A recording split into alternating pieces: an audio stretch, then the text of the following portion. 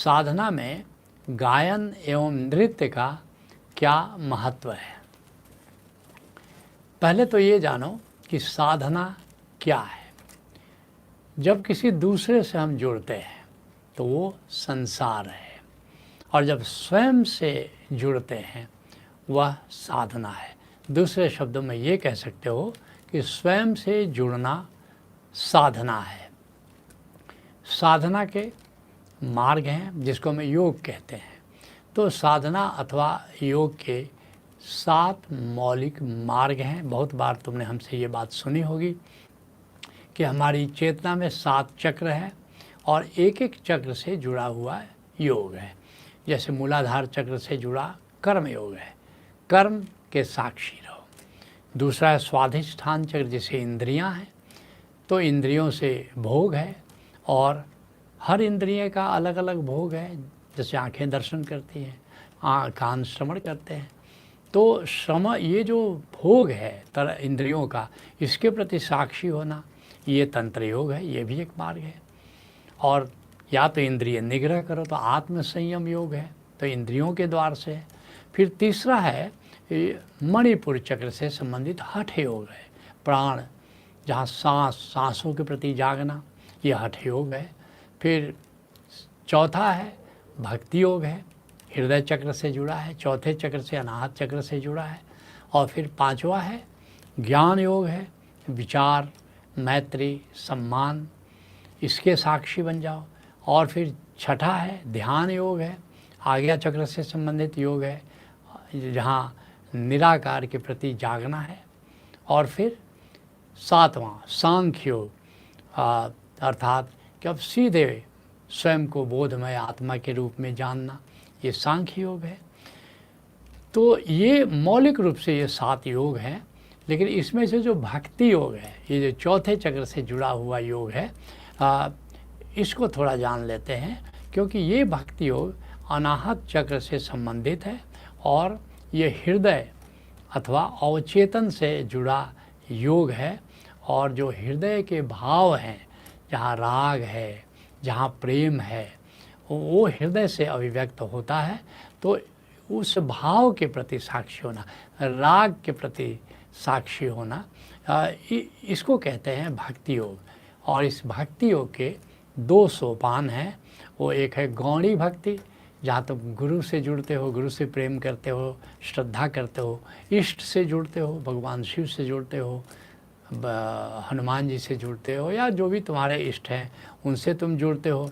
और फिर पराभक्ति, दूसरा चरण है, अर्थात सीधे जो अस्तित्व निराकार गोविंद है, जो चेतन आकाश है, जब इसके प्रेम में पड़ते हो उसको कहते हैं पराभक्ति। ये इस प्रकार भक्ति योग के 2 सोपान हैं। लोग पहले गौणी भक्ति से शुरू करते हैं, फिर पराभक्ति तक जाते हैं। तो ये जो भक्ति योग के जो दोनों सोपान हैं, गौणी भक्ति और पराभक्ति, इनमें गायन और नृत्य का विशेष महत्व है, इसमें विशेष महत्व है। तो इसके लिए ज़रूरी है कि तुम अगर भक्ति योग की यात्रा पर हो तब तो ये बिल्कुल ज़रूरी है, आवश्यक है। लेकिन वैसे भी उसकी क्या उपयोगिता है, गायन नृत्य की क्या महत्व है, हम बताएंगे। लेकिन अगर तुम भक्ति योग की यात्रा पर है, ओशो कहते हैं कि मुझे कोई बताने वाला नहीं था, इसलिए ज्ञान योग का मैं राही हुआ। लेकिन ज्ञान योग की यात्रा रेगिस्तान की यात्रा है। असली बात है भक्ति योग गाते हुए, नाचते हुए, जब उत्सव मनाते हुए चल सको तो फिर रेगिस्तान की यात्रा पर क्यों जाना चाहते हो। और तो इसलिए भक्ति योग में तो बिना गायन के, बिना नृत्य के भक्ति योग में प्रगाढ़ता नहीं आती है। तो ये जो उद्देश्य क्या है गायन और संगीत का, क्योंकि भक्ति योग में जो तुम्हारा इष्ट है या परमात्मा है उसको रिझाना, अपने प्यारे को रिझाना, इसका उद्देश्य है। तो तरह तरह से गीत गा करके, तरह तरह से नृत्य करके हम अपने इष्ट को अथवा परमात्मा को, अपने प्रियतम को रिझाते हैं। और जो भक्ति मार्ग के जितने भी प्रसिद्ध संत हुए उन सब ने गीत और नृत्य को बहुत महत्व दिया है। चैतन्य महाप्रभु कीर्तन करते थे तो हजारों लोग जमा हो जाते थे, वो इतना विभोर होकर के कीर्तन करते थे। ऐसे ही खंजड़ी लेकर जब गीत गाते थे, भजन गाते थे, तो क्या मज़ा आता था, क्या दृश्य होता था, क्या समा बनती थी। गुरु नानक देव, जिनके लिए ओशो कहते हैं कि नानक ने जप नहीं किया, तप नहीं किया, गा गा करके परमात्मा को पा लिया। और फिर उनके पीछे जो परंपरा चली, गुरु सिखी परंपरा, तुम सब जानते हो कि गुरु सिखी परंपरा में शब्द गायन का क्या महत्व है। और उसी तरह से मीरा के घुंघरू बजे, पर घुंघरू बांध मीरा नाची रे। तो गाते गाते, नाचते नाचते मीरा कितनी भाव विभोर हो जाती थी। फिर जितने बाउल फ़कीर हैं, सभी बाउल फ़कीरों ने बड़े प्यारे गीत गाए हैं। और फिर सूफ़ी फ़कीर हैं, और उन्हीं के कारण ये कव्वाली की परंपरा आई। तो सूफ़ी धारा में भी संगीत का, नृत्य का बहुत महत्व है। तो इसलिए जो भी परंपराएं हैं भक्ति से संबंधित है, तुम देखोगे कि उसके प्रवर्तक जो रहे हैं, रहनुमा रहे हैं या उनके साधक रहे हैं, सब ने गीत और नृत्य की खूब साधना की। तो अब तुम पूछते हो कि ये साधना में गायन एवं नृत्य का महत्व क्या है। तो अब इसको व्यावहारिक तौर पर मैं बताना चाहूँगा कि ये जो साधना में 4 तल है। जैसे मैंने बताया ना कि साधना जो है वो कहाँ जाना है, स्वयं से जुड़ना है। तो स्वयं से जुड़ोगे कैसे, क्योंकि हम पहले तल पर, थिंकिंग तल पर हम जीते हैं, सोच विचार में पड़े रहते हैं, मन के तल पर जीते हैं। तो अगर हमको स्वयं से जुड़ना है तो थिंकिंग के इस तल के और भीतर जाना होगा। कहाँ जाना होगा, फीलिंग में जाना होगा, जहाँ तुम अनुभव कर रहे हो। क्योंकि थिंकिंग में जो नहीं है अधिकतर तुम उसके बारे में सोचते रहते हो। फीलिंग में जो है, जैसे जो भी है, जैसे मान लो अभी जो भी भाव पैदा हो रहा है, अभी जैसे तुम प्रेम पैदा हो रहा है, अथवा देह के तल पर ही फीलिंग हो रही है, ठंडा लग रहा है, गर्म लग रहा है, ऐसे अलग अलग तलों पर जो फीलिंग। तो असली बात है कि अब हृदय से जो तुम महसूस कर रहे हो, तुम विरह महसूस कर रहे हो, तुम प्रेम महसूस कर रहे हो, तुम राग महसूस कर रहे हो, तो फीलिंग में जाना है। तो एक जंप है, और बहुत बड़ा जंप है। अधिकतर लोग थिंकिंग में रहते हैं, बड़े थोड़े से लोग हैं वो फीलिंग में रहते हैं, और वो भी कभी कभी फीलिंग में लोग जाते हैं। लेकिन भक्त तो हाँ करीब करीब हमेशा फीलिंग में जीता है। तो फीलिंग में जाना है, और फिर फीलिंग के भी और भीतर भावातीत, अर्थात फिर बीइंग में जाना है, जिसको सूफी कहते हैं बका में जाना है, आत्मा के तल पर के जाना है, बका। और फिर और भी आगे की यात्रा है, भक्ति की यात्राएं नहीं रुकती। ज्ञान की यात्रा बका पर रुक जाती है, आत्मज्ञान पर रुक जाती है, लेकिन भक्ति यात्रा और आगे चलती है, डिसोल्यूशन में जाना है, फना हो जाना है अस्तित्व में, वहाँ तक जाती है। तो ये जो गायन और जो नृत्य है ये हमें फना तक ले जाता है। इतनी बड़ी संभावना है, फीलिंग में तो ले जाता है। सबसे बड़ी बात है कि फीलिंग में ले जाता है। और ये जो स्टेप है थिंकिंग से फीलिंग, कहने को एक चरण है, लेकिन well begun is half done. अगर तुम विचार से भाव में पहुंच गए तो आधी यात्रा तो साधना की तुमने पूरी कर ली। और फिर साधक जो है वो फीलिंग के तल पर आ जाता है।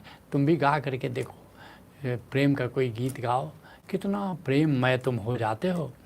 और फिर विचार से मुक्ति मिल जाती है।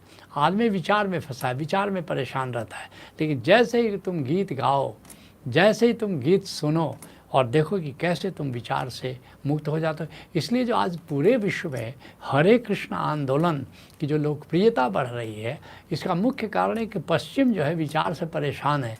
लेकिन जब कीर्तन चलता है, हरे रामा राम रामा हरे हरे, हरे कृष्णा कृष्णा कृष्णा हरे हरे, जब ये साधक, ये भक्त जब नाचने लगते हैं और गाने लगते हैं, कीर्तन होता है, तो लोग बिल्कुल फीलिंग के तल पर आ जाते हैं।